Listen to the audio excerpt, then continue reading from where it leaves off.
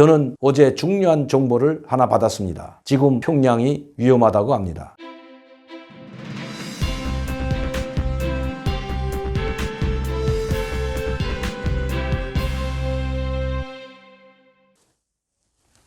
안녕하십니까 여러분. 강명도TV 자유조선을 시작하겠습니다. 오늘은 6월 29일 월요일입니다. 그동안 코로나로 세계가 들끓었고 우리 한국도 많은 고통의 순간을 보냈습니다. 코로나19 전염병이 시작된 지도 벌써 6개월이 되었습니다. 반년이라는 세월을 우리는 코로나19와 함께 살았습니다. 많은 분들이 희생되기도 하고 또 병으로 고통을 당하기도 했습니다. 좀 줌줌한가 했더니 또다시 코로나가 기승을 부린다고 합니다. 벌써 한 달에만 약 3,000명의 새로운 확진자가 생겨날 정도로 정말 무서운 속도로 확장하고 있는 것 같습니다. 자연이 우리 지구에 보내는 또 인간에게 보내는 경고가 아닌가 싶습니다. 제가 왜 이 말씀을 드리는가 하면 코로나19로 가장 고통받는 국가가 있다면 전 세계에서 북한입니다. 여러분들도 아시다시피 북한은 코로나19가 발생했을 때 가장 먼저 국경을 봉쇄했습니다. 혈맹이라고 하는 중국과의 국경도 봉쇄했습니다. 그리고 몇 나라 안 다니는 고려항공, 몇 나라래야 2개밖에 없죠. 한 3개 정도가 되네요. 중국, 몽골, 러시아 이렇게 다니던 고려항공마저 폐쇄시켰습니다. 이처럼 북한은 그것도 다른 나라들이 이 팬데믹이라고 하는 전 세계 코로나가 확산되기 쏙 전에 벌써 1월달 1월 중순에 북한은 그것을 예상해서가 아니라 너무나도 당황하고 이 코로나가 북한에 들어오게 된다면 그것을 막을 힘이 없고 막을 역량이 없기 때문에 북한은 전면적인 봉쇄 작전을 실시했던 것입니다. 그런데 북한이 봉쇄한다고 했는데 봉쇄하기만 하면 코로나가 오지 않을 줄 알았습니다. 그런데 반대로 그와 정반대되는 일이 벌어졌던 것입니다. 즉 중국에 나와 있던 많은 사람들, 러시아에 있던 많은 노동자들이 북한으로서 재소환되면서 특히 유엔 안보리 제재위에서 작년 12월 30일까지 모두 북한으로 돌려보내야 했습니다. 그런데 그 노동자들이 1월 중순까지 있다가 들어가기 시작했다는 것입니다.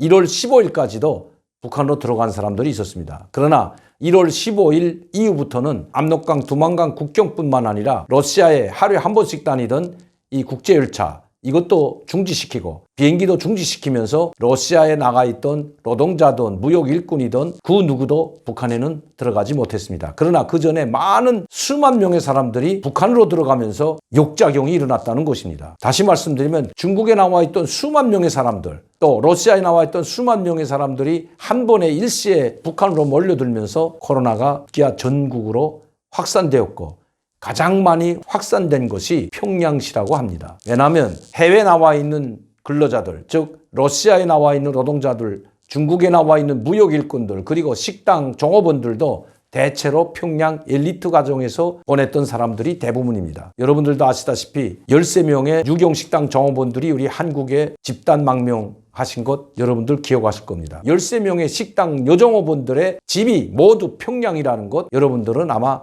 아실 겁니다. 거기에는 차관급도 있고 1급 공무원의 자녀들도 대다수 있습니다. 이렇게 해외에 나가 있는 사람들은 대체로 평양에서 나간다는 것입니다.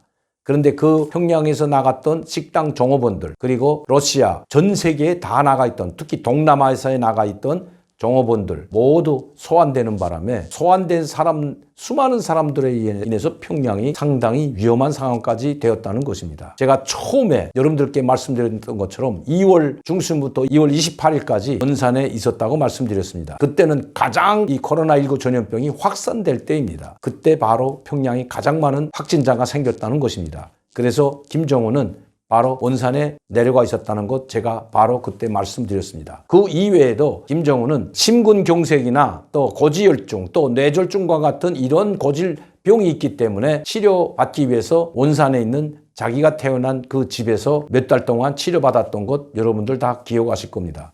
지금도 김정은은 어디에 있는지 전혀 알 수가 없는 상황입니다. 평양시에 있는 것 같지는 않습니다. 아마 지금도 원산에서 치료받고 있는지도 모릅니다. 지금도 장장 약 한 달간 김정은은 모습을 드러내지 않고 있습니다. 화상회의 다 가짜라고 합니다. 화상회의를 할 수 있는 컴퓨터나 그런 장치가 있다고 해도 화상회의를 할 필요조차 없는 것이 바로 북한입니다. 예비회의라고 하지만 김정은 집무실이 있는 당중앙위원회 남산동에 있는 바로 당주안의 집무실이 있는 그곳에서 지금 당주안의 군사위원들이 약 1km 안에 모두가 있기 때문입니다. 왜 화상회의를 했을까요? 평양 자기 집무실에 없었기 때문입니다. 만약 화상회의가 있었다면, 진짜 했다면 그것은 평양에 없었기 때문이라고 저는 생각합니다. 그러나 이 화상회의도 가짜라는 이야기가 있습니다. 왜냐하면 혼자서 자기 결단으로 독단적으로도 얼마든지 지시를 내릴 수 있지만 마치도 당전의 정치국 회의, 예비회의에서 토론하고 보류시키는 것, 즉 자기의 체면 유지를 위해서 이런 가짜 노름을 했다는 것이 북한 전문가들뿐만 아니라 평양에서 나오는 이야기이기도 합니다. 자, 제가 오늘은 평양이 위험하다고 했습니다. 평양만 위험한 것이 아니라 전국이 지금 위험한 상황입니다. 코로나19로 인해서 위험한 상황이 아니라 지금 먹고 살기 힘들고 경제가 폭망하고 경제가 완전히 파탄된 상황에서 인민들의 피땀만 짜내고 고열을 짜내고 있기 때문에 인민들의 불만이 하늘을 찌를 듯 하다는 말 제가 여러 차례 말씀드렸습니다. 심지어 그나마 생활 여건이 좋았던 국경연선 마을들이 통통 비어간다는 이야기도 제가 말씀드렸습니다. 왜냐하면 국경이 봉쇄되니까 가장 산골에 위치한 이 국경 마을들이 먹을 것이 없기 때문에 지금 공동화 현상이 일어나고 있다고 합니다. 그래도 황해남도나 평안남도 이 곡창지대는 그나마 좀 나은 편입니다. 지금 그런데도 불구하고 김정은은 마치도 인민을 위해서 봉사하고 인민을 위하여 복무함이라는 구호를 가지고 일꾼들을 다구치고 일하게끔 몰아치고 있지만 일꾼들이 일 안에서 북한의 경제가 폭망하고 인민들의 원성이 높아지는 것이 아니라는 것 김정은이 더 잘할 것입니다. 먹을 것이 없고 생필품이 없고 당장 먹을 물이 없는데 어떻게 하루 이틀이지 이 불만을 잠재울 수가 있겠습니까? 벌써 6개월째 이 고통을 당하고 있습니다. 거기에 미국은 북한의 비핵화가 없는 한 제재는 완벽하게 제재할 것이라고 장담하고 있습니다. 전국이 위험한 상황이지만 그 중에서도 그래도 평양에 있는 150만 명의 이 주민들이 김정은을 결사옹위한다면 그래도 얼마든지 버틸 수가 있지만 평양에서조차 김정은에 대한 원망 그리고 먹고 살기 힘들어서 불만이 쏟아져 나온다면 김정은은 감당하기가 어려울 것이기 때문입니다. 그때는 정말 무슨 일이 벌어질지 모릅니다. 북한 전문가들, 특히 한국 출신의 북한 전문가들은 북한이 절대로 쿠데타가 일어나지 않는다고 합니다. 체제 특성상 그렇게 돼 있는 것, 그것도 틀린 말은 아닙니다. 그러나 김일성 때에도 쿠데타는 있었고 그것도 3번에 거친 쿠데타가 있었고 김정일 때에도 쿠데타가 있었다는 것 잊어서는 안 됩니다. 그때는 김일성은 태양이었고 김정일 역시 광명성으로 불리던 바로 그 시절이었습니다. 절대 권력과 절대 지지를 받고 있는 속에서도 그리고 엄청난 카리스마를 가지고 인민들의 추앙을 받고 있는 속에서도 김일성 때는 3번의 쿠데타가 있었고 김정일 때는 2번의 쿠데타가 있었던 것 여러분들도 다 기억하실 겁니다. 특히 육군단의 쿠데타, 이것은 쿠데타가 성공은 못했지만 상당히 위험한 상황이었습니다. 하물며 나이 어린 이 철부지 김정은에 대한 쿠데타가 없다는 것은 지금 상황에서 쿠데타가 없이 공고하게 통치를 하고 절대 흔들림이 없다고 이야기하는 사람들은 북한의 내부 사정에 대해서 전혀 모르는 사람들입니다. 저는 어제 중요한 정보를 하나 받았습니다. 지금 평양이 위험하다고 합니다. 평양 사람들이 불만도 고조에 달하기 시작했다고 합니다. 여러분, 제가 여러분들께 말씀드렸던 것처럼 지금 김재룡은 평양시 주민들의 먹는 물 문제와 채소 문제를 가지고 내각회의를 열은 적 북한에서는 단 한 번도 없었습니다. 저희 장인이 총리였지만 2번의 북한의 총리를 지냈지만 먹는 물 문제와 채소 문제를 가지고 북한에서는 남새라고도 합니다. 이 채소, 배추, 토마토, 오이, 가지와 같은 이 마늘, 파와 같은 이런 채소, 식품 중에서도 가장 기본적인 식품이라고 할 수 있는 소고기나 돼지고기가 아닙니다. 이 채소 문제를 가지고 비상내각회의를 했다는 것 자체가 그것도 전국민들의 채소 문제를 해결하기 위해서 회의했다면 그것도 이해가 갑니다. 그러나 이번에 김재룡이 주재한 내각회의는 오직 평양 시민들의 먹는 물 문제와 그리고 채소 문제를 가지고 내각회의를 열었습니다. 얼마나 심각했으면 배추나 마늘이나 파나 이런 기본적인 채소가 없어서 비상내각회의를 열 정도고 당중앙인의 정치국 회의에서 최고 지도자라는 사람이 이 평양 시민들의 먹는 문제를 가지고 또 생활 향상을 빨리 시키라고 하는 정치국 회의는 저는 처음 봤습니다. 그만큼 어렵다는 것입니다. 여기에 오늘 노동신문 일면 전체에 이런 제목으로 정론을 실었습니다. 눈부신 우리 태양, 이 세상의 인민의 체험, 인민의 목소리보다 더 신성하고 절대적인 것은 없다. 거창한 폭과 무게, 전무후무한 사면을 안고 흐른 8년 세월 이 나라 인심에는 옥년 기둥으로 세워지고 뜨거운 혈맥처럼 뻗어내린 하나의 위대한 진실이 있다. 그것은 이 땅과 온 행성을 품어 안으며 거룩하고 숭엄하게 솟아오른 눈부신 태양을 본 인민의 환희와 격종이다. 이게 내용이 너무 방대합니다. 여러분 한번 보시죠. 이 내용이 얼마나 많나. 제가 얼추 봐도 A4 용지 한 25매에서 30매 정도 꽉 채울 분량입니다. 너무 많습니다. 끝부분에 가서 제가 읽어드리겠습니다. 태양이시여 우리의 위대한 장군이시여 언제나 높이 솟아 이 나라 삼천리 끝자락까지 역력히 비춰주시리라. 정의와 평화, 번영을 희망하는 세계를 환히 밝혀주시리라. 세계는 진정 바라노라. 인민은 심장으로 외치노라.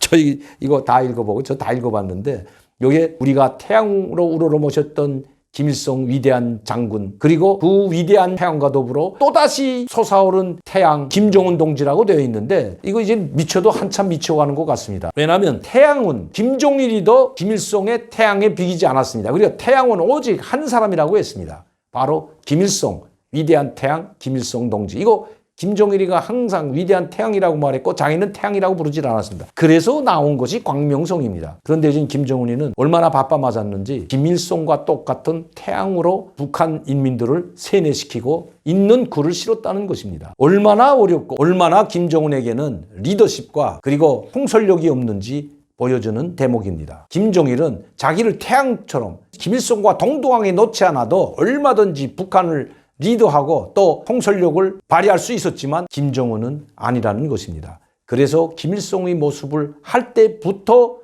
이미 김정은은 자기 힘만으로는 북한이라는 이 난파선을 이끌어갈 수 없다는 것을 알았기 때문이라고 저는 생각합니다. 김일성의 모습을 할 때부터 이미 김정은의 운명은 정해져 있었던 것입니다. 저는 단언컨대 아무리 우리 한국 정부가 남북관계를 개선해서 북한에 쌀을 지원해주고 비료를 지원해주고 김정은 정권을 지탱시켜 주려고 노력은 하겠지만 결코 북한 주민들에 의해서 김정은은 운명을 달리할 수밖에 없다는 것입니다. 그것도 평양 시민들이 지금 불안과 고통과 그리고 불만이 고조되고 있기 때문입니다. 이미 제가 여러분들께 여러 번 말씀드렸습니다. 지방은 이미 통제력, 김정은의 통제력이 상실됐다.